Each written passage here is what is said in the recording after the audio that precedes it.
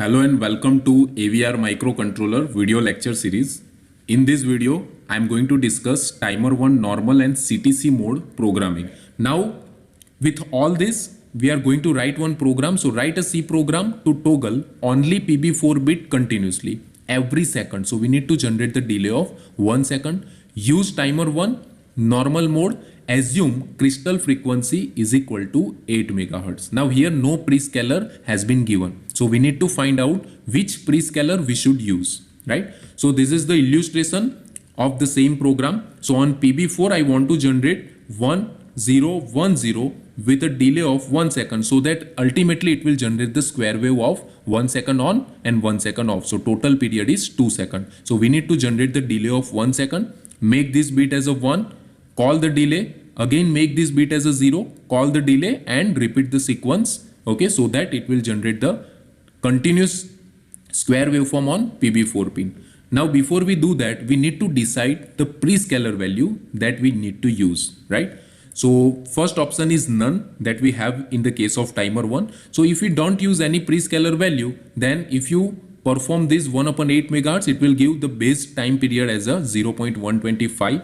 Now I want to generate 1 second delay. So 1 second divided by 0.125 microsecond will give me 8 million number. So that number is very large, which cannot be accommodated into TCNT1 register because it's a 16-bit register, and maximum we can store 65,535 value. Let us explore the next option, 8. So if we divide the base clock with 8, then we will get 1 million, which is still larger. Then if we divide the base clock with 64 prescaling option, then we get 1,25,000, which is still larger. 256, we get 31,250, which is lesser than 65,535. So this is the option which we can go for, right? So we need to go for this prescaling of option of 256, and accordingly we need to adjust the bit pattern of TCCR1B register, right? Let us take one more example. 1024 prescaling option is also available with us. So if you continue with the same prescaling option, you will get 7812.5. So it's a fractional number. So better to go with this 31250 so that we can calculate the accurate delay. So this is the TCNT1 value calculation as we discussed. T is equal to 2 seconds. Total period divided by 2. So half period is 1 second. Frequency of the base clock is 8 megahertz. So 1 upon. So that frequency divided by 256 prescaling option we need to go for. So finally we will get 31.25 kilohertz. T is equal to 1 upon divided by this frequency will give us 32 microsecond. So number of clocks that we need to give to timer 1 is equal to 1 second that we want to generate the delay divided by 32 microsecond that we got in this step. So 31,250 clocks. So TCNT1 value, please don't load this 31,250 directly into TCNT1, because in order to generate these clocks, we need to subtract it from this value. So it will give us this value. If you convert it into hex, it will be 85EE. So this value should be loaded into TCNT1 so that 1 second delay will be generated by this timer, right? In TCCR1A, no need to do anything because all the values should remain same, 0 initial value. So no need to write 00 because initial values are 00 already set inside this, right? Now in order to run timer 1 in normal mode, these 2 bits are 00, these 2 bits are also 00. And for prescaling option 256, we need to write 100. So ultimately the value of TCCR1B will become 04. So we need to load 04 into TCCR1B register. No need to load this TCCR1A register, right? By default, they are 0000. Okay. Now change of TOV1 value as we apply the clocks. So let us understand that. So initially TCNT1 is having 85EE. As you apply the clock, it will be updated or it will be incremented by 1. Finally, it will reach to this FFFF value. Still the TOV1 flag remains 0. And finally on the last clock, we can say that 31,250th clock, the value of TCNT1 register will become 0. At that time, TOV1 flag will become 1, right? So let us write the program in C. So first include avr/io.h header file, then has defined f underscore CPU 8 into 10 raised to 6 unsigned long. So this will decide the CPU frequency to be 8 megahertz. Then void T1 delay then semicolon. So this is the function declaration, because I am going to use this function and call this delay function whenever needed. Okay, so this function will not pass any value. Okay, and this function does not return any value because it's a void type.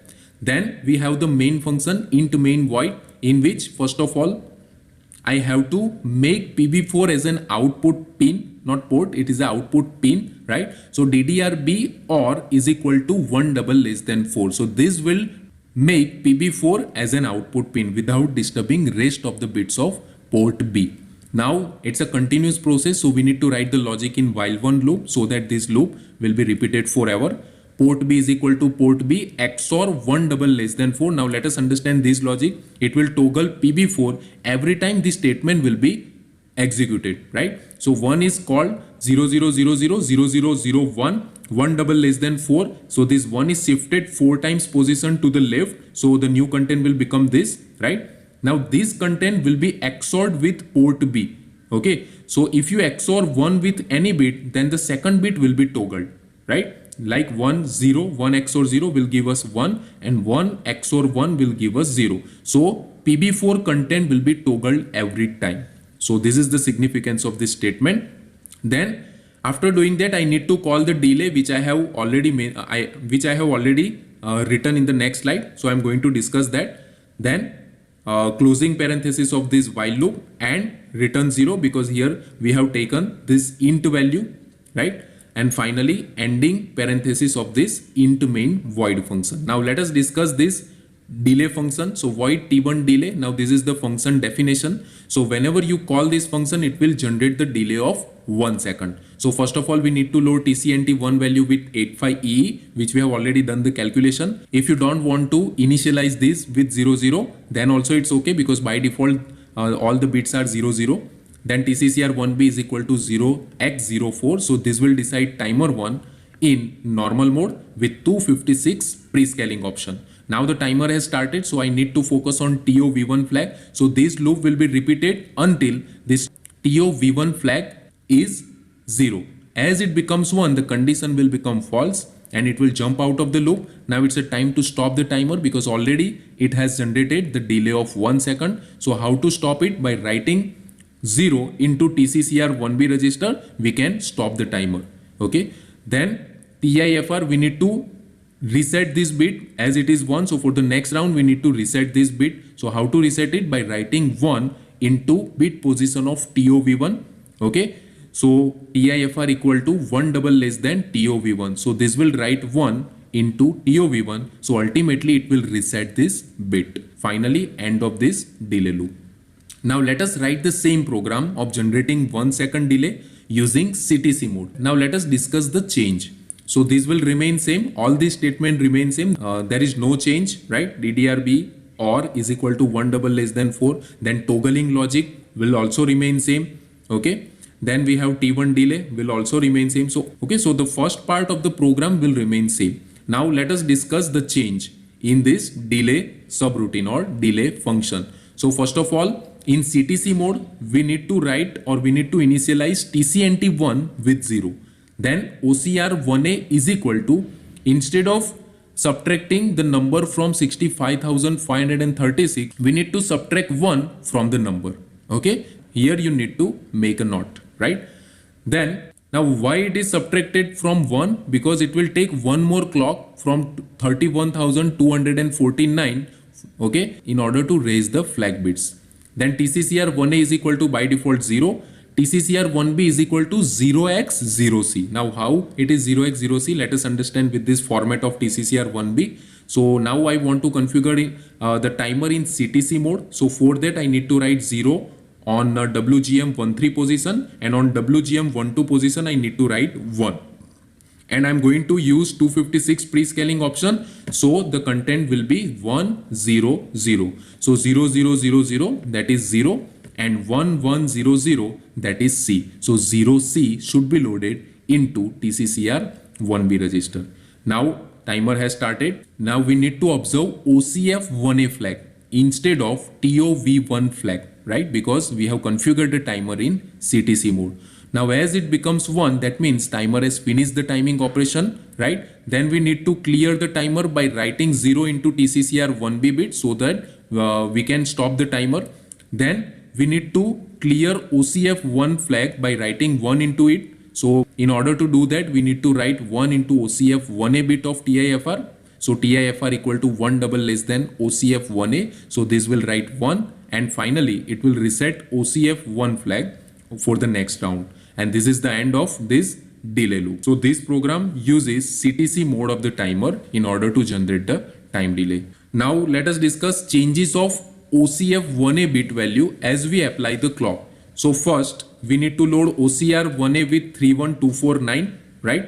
TCNT1 with 0. So as TCNT1 register will get the clock pulses, this value will be updated. Finally it will reach up to this value 31249, which is the same value as OCR1A. But remember, the bit of OCF1A is still remains 0. Finally on the 31,250th clock, this content of TCNT1 register will become 0. At that time, this OCF1A flag will become 1. So this is the understanding of OCF1A flag with respect to applying of clock to this TCNT1 register. So I hope you understand this concept. If you still have any query, let me know by writing into the comment box. I am going to help you. Thank you so much.